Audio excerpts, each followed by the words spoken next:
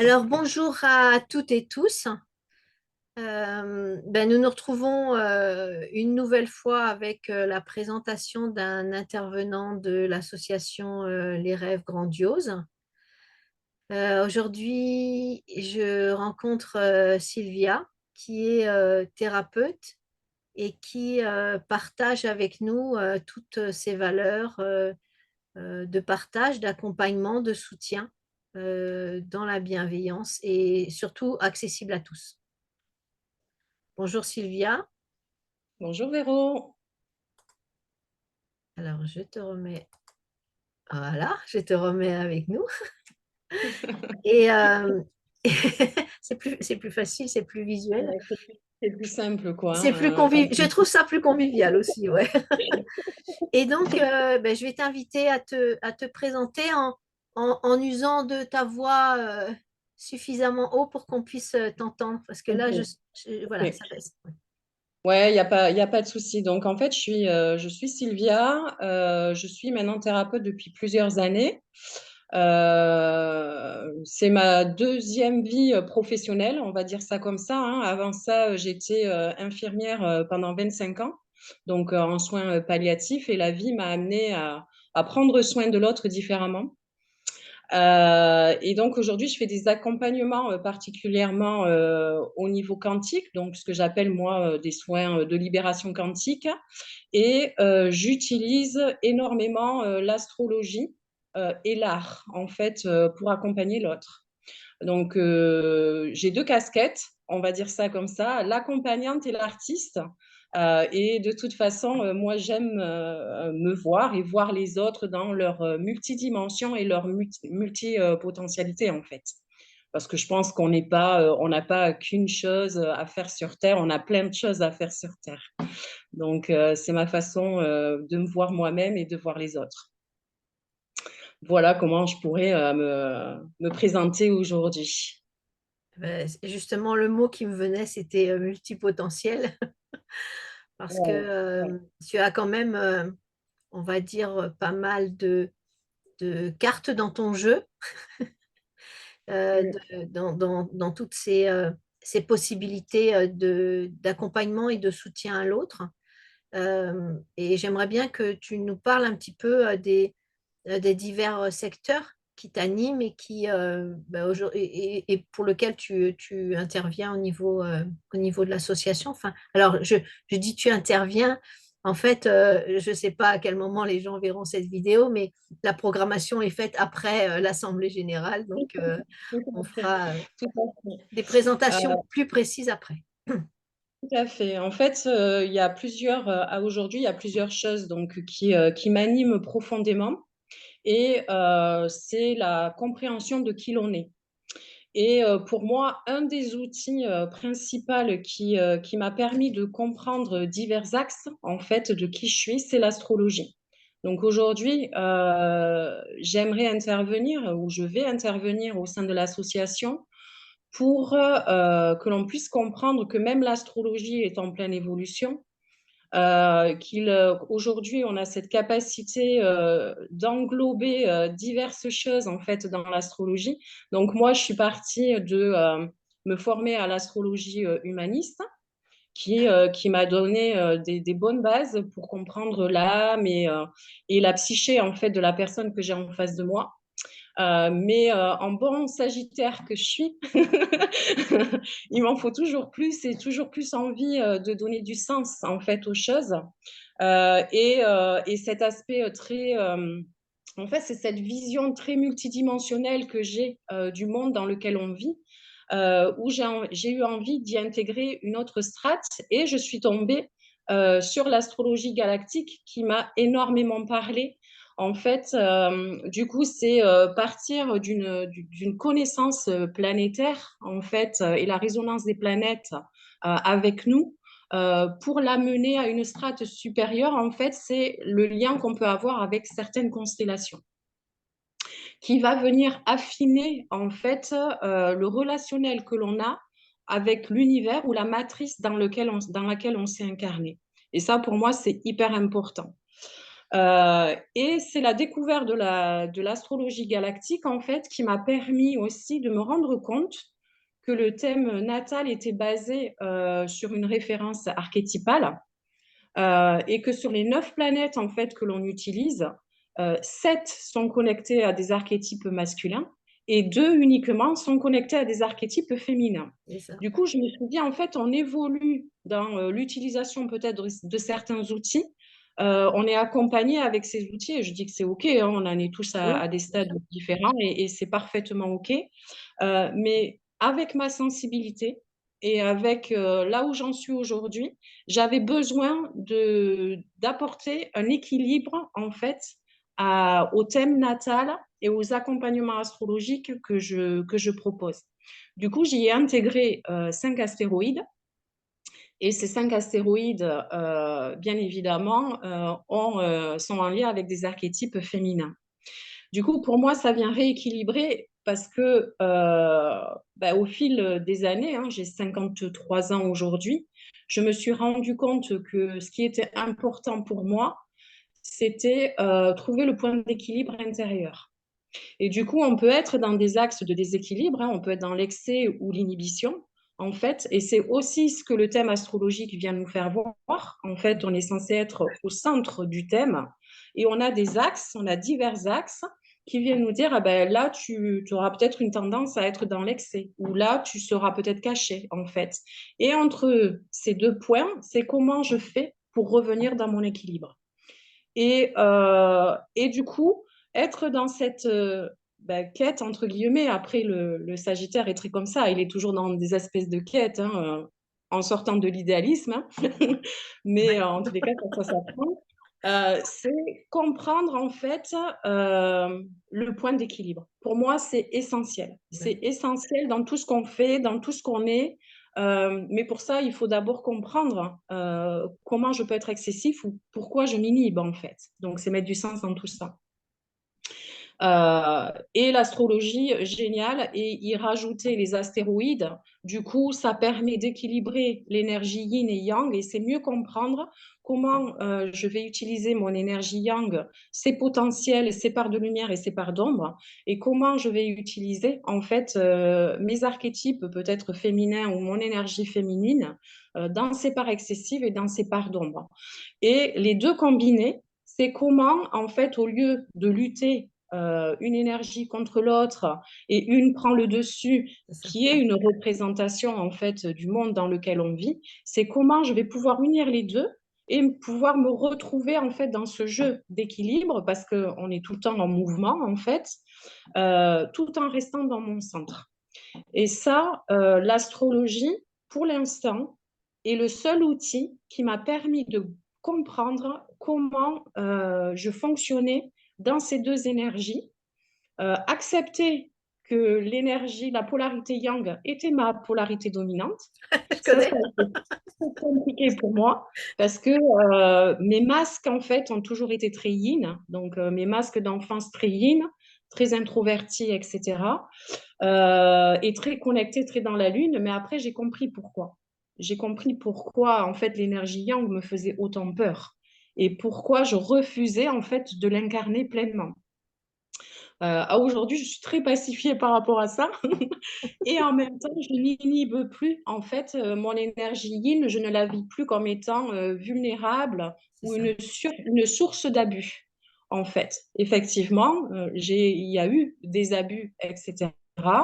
Quand j'étais dans cette énergie, mais aujourd'hui, ce n'est pas que cette facette, en fait, qui m'habite. Bien au contraire. On va Ouais. dire que l'archétype qui m'accompagne, c'est l'archétype de l'Amazone.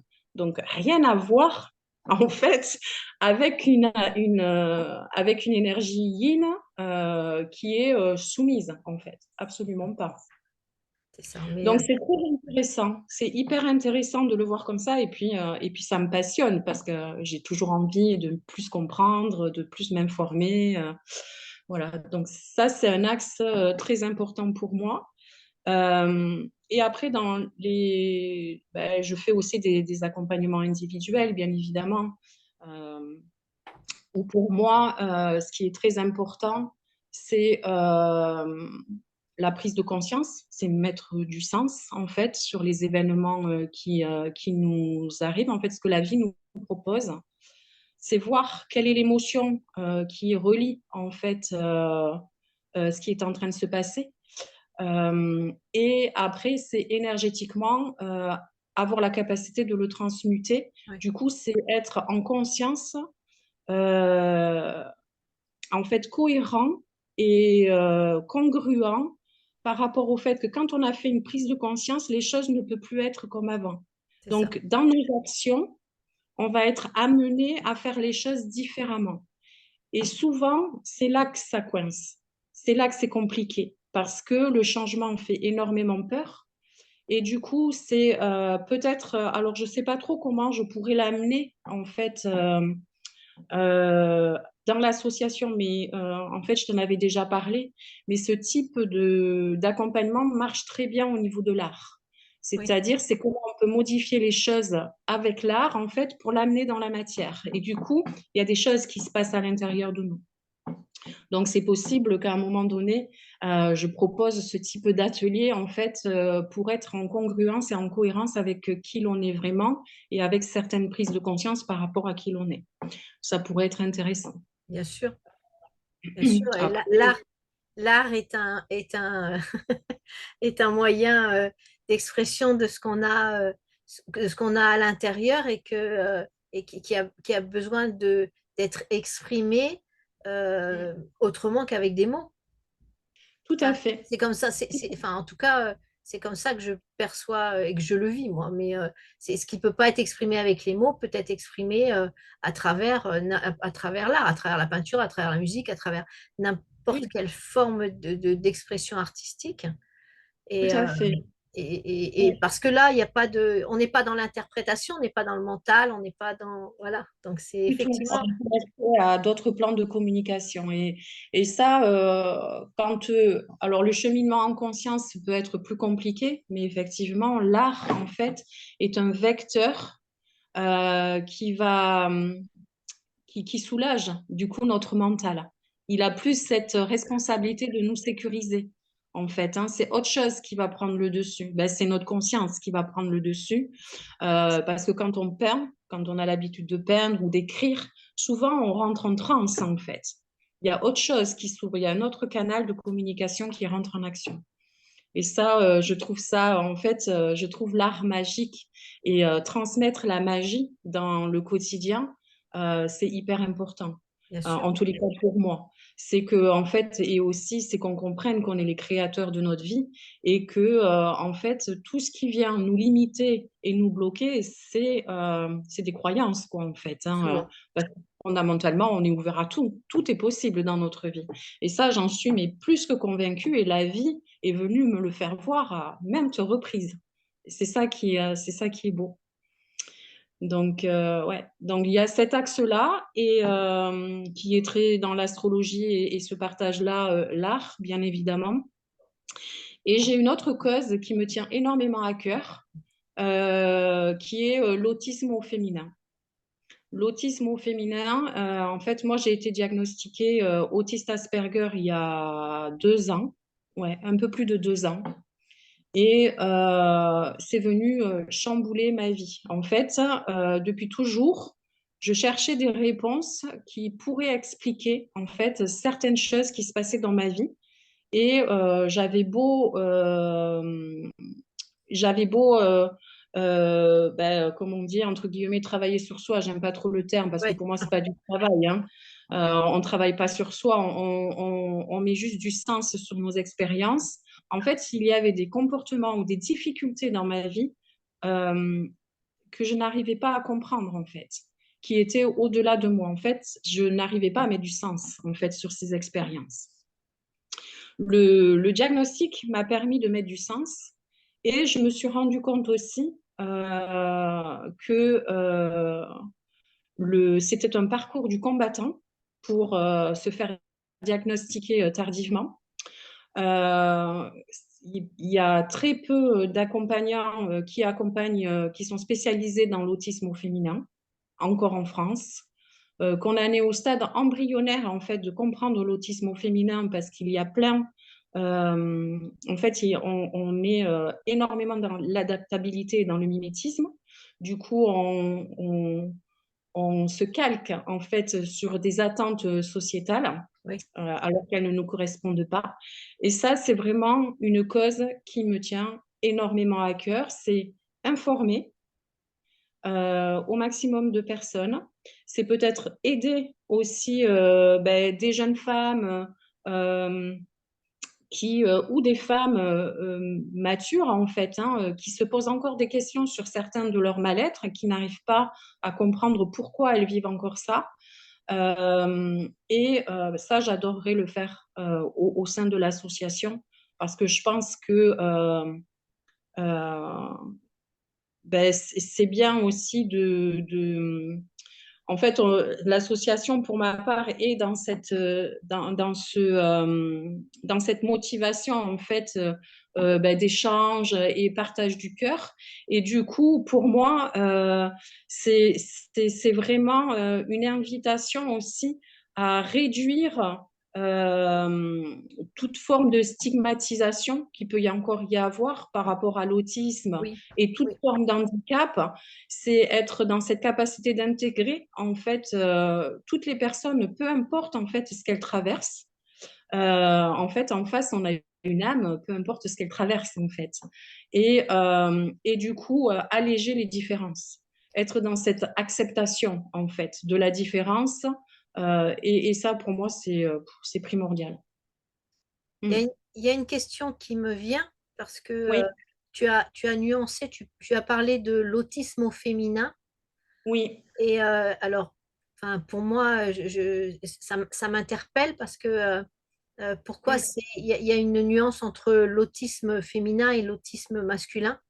C'est tout à paraît fait. peut-être basique, mais quand tu le présentes, alors j'ai écouté diverses choses, j'ai lu diverses choses, donc je vois, mais pour ceux qui te découvrent et qui nous écoutent, qu'est-ce que tu peux, comment tu peux affiner ça? Parce que ça peut être encore un truc très, on est vers le féminin, on parle beaucoup du féminin sacré, le féminin par-ci, le féminin par-là. Alors évidemment, le Mm. féminin, avec cette société patriarcale, il a été complètement écrasé. Il a envie de dire, nous aussi, on est là et on a envie de se faire entendre. Donc, c'est pas le but et c'est pas du tout la Pas du tout. finalité et je l'entends. Mais je pense que c'est important de le préciser. C'est important. Oui, tout à fait. En fait, alors moi, il y a quelqu'un, j'ai lu en fait tous les bouquins de Tony Attwood parce que quand je suis rentrée dans le parcours CRA, donc pour avoir un diagnostic, je me suis vite rendu compte qu'il y avait effectivement une énorme différence entre l'autisme au féminin et l'autisme au masculin. En fait, on ne va pas du tout. Alors, les problématiques de base sont les mêmes. Donc, il y aura des troubles de communication, des difficultés avec le lien social, et on aura tous un intérêt restreint. Donc, vous l'aurez compris, mon intérêt restreint, c'est la peinture. Depuis toujours. Hein, et souvent, je dis à ma mère, je pense que je suis née avec un pinceau dans les mains. Mais, donc, en fait, il y a ces trois caractéristiques qui font partie de l'autisme. Sauf que un homme et une femme ne vont pas vivre ces difficultés de la même façon. Pas du tout. Et la différence, souvent, c'est que la femme, parce que c'est ce qu'on lui aussi, on lui apprend depuis toute petite, c'est l'adaptabilité et le mimétisme. C'est en fait correspondre à des valeurs bien particulières. Et ça, la femme, elle va très très vite le comprendre. Et même au niveau social, un homme, peut-être, ça sera plus simple d'accepter le fait, même, c'est certainement pas le cas, hein, mais en tous les cas, vivre peut-être moins le lien social, Oui. c'est peut-être plus simple pour un homme que pour une femme. Et il y a beaucoup de femmes, en fait, chez qui on ne voit pas les caractéristiques autistiques. On ne les voit pas. Alors que chez un homme, plus facilement, on va être capable de les déceler.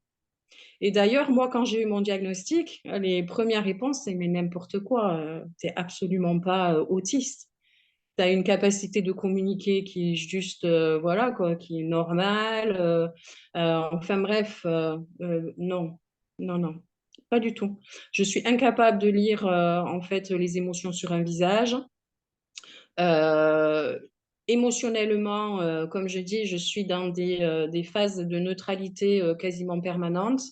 Donc, c'est des pratiques depuis pour de nombreuses années qui m'ont permis d'utiliser mon corps pour savoir que émotionnellement, j'étais perturbée. Mais autrement, j'ai un panel d'identification émotionnelle très réduit. Très réduit. D'accord. Et du coup, en fait, on n'a pas. Donc, la femme, ça passe inaperçu. Et c'est très difficile à décrypter et à se faire, du coup, diagnostiquer parce que justement, ce n'est pas visible. Là, on est vraiment dans un handicap Ah, plus qu'invisible. oui, oui, j'entends. Alors que chez l'homme, ça sera peut-être, il y aura des comportements qui seront plus visibles, en fait, où on va voir que, oui, effectivement, cette personne est atypique, en fait, hein, dans ses comportements. Elle n'a pas la même façon, elle n'a pas, et avec du recul, aujourd'hui, je pense, en tous les cas, moi, et je pense que je ne suis pas la seule, pendant des années, ça a été être normal, être comme tout le monde. Je veux juste être normale.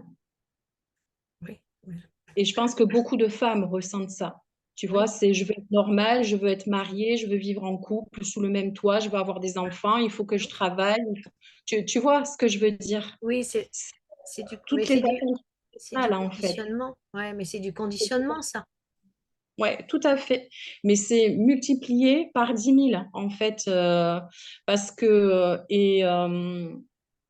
c'est multiplié par 10 000, j'ai envie de dire, parce que c'est comme si, en fait, il y a une expression que je dis souvent.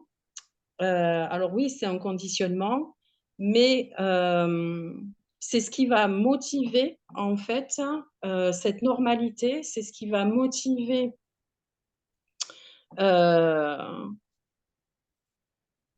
en fait, comment je pourrais dire ça? Est-ce Euh, que c'est pas une invitation à effacer qui on est? Tout à fait. Parce qu'on sait, en fait, que si on réagit exactement comme on a envie de réagir, ça va être, en fait, on comprend très vite que ça va être très mal perçu. Hmm, oui, En fait, c'est pas comme ça que tout le monde fonctionne. c'est ça. Et c'est sûr que les codes sociaux, couper la parole, tout ça, ça fait partie de qui je suis. Le côté très égoïste, le côté très centré sur soi, ça fait partie de la personne que je suis dans cette part très autiste, parce que ça ne me représente pas dans ma globalité. Et c'est une part de moi. C'est un aspect de moi. Et ça, c'est hyper. En fait, c'est trouver le point d'équilibre entre Oui, vouloir prendre soin de l'autre et en même temps avoir ce côté très égoïste que fondamentalement on est. Et du coup, à un moment donné, se rendre compte que on est capable de savoir que quelqu'un est triste que quand il pleure, en fait. Sinon, on ne le sait pas. ah oui, ah oui, d'accord, d'accord. Non, mais voilà, c'est super important parce que comment comprendre l'autre quand justement on n'a pas les codes. C'est ce que je dis toujours dans la communication. J'ai dit, il y a certaines personnes qui ont des facilités à s'exprimer, des facilités Mm. à ressentir. Moi, quelle que soit la personne en face, je vais ressentir ce qu'elle ressent exactement. C'est aussi compliqué hein, parce que effectivement, si on n'a pas un émotionnel stable, on peut se faire emmener par l'émotionnel de l'autre, des autres, selon l'endroit où on se trouve. Donc ça, c'est pas non plus. Mais quand en face, on a quelqu'un comme et qui Mm. justement, enfin, j'ai un autre exemple, je pense à quelqu'un dans mon entourage très très proche. Heureusement qu'elle m'a aussi donné ses codes de fonctionnement en Mm. disant, il ne faut pas te formaliser, hein, parce que, alors ça, mais je m'en fous royalement, Mm. bah, si tu pleures, ça ne va pas me faire pleurer, quoi. Mais je vais comprendre là que tu as une émotion, mais autrement, non. Et, Tout à et je fait. pense que Tout c'est à fait. super important de pouvoir transmettre ça et avoir la compréhension de ça et d'oser, à chacun d'oser être qui il est Tout à fait. et en donnant, encore une fois, on est toujours dans ces démarches de positionnement. Comment je peux interagir avec l'autre si je ne lui explique pas qui je suis et comment j'interagis avec l'autre? Enfin, ça me paraît, Ouais, mais ouais. il faut pouvoir le faire. Mais il faut pouvoir le faire, il faut avoir cette capacité justement d'entrer en Ouais. communication avec l'autre pour pouvoir le faire. On est un peu dans un...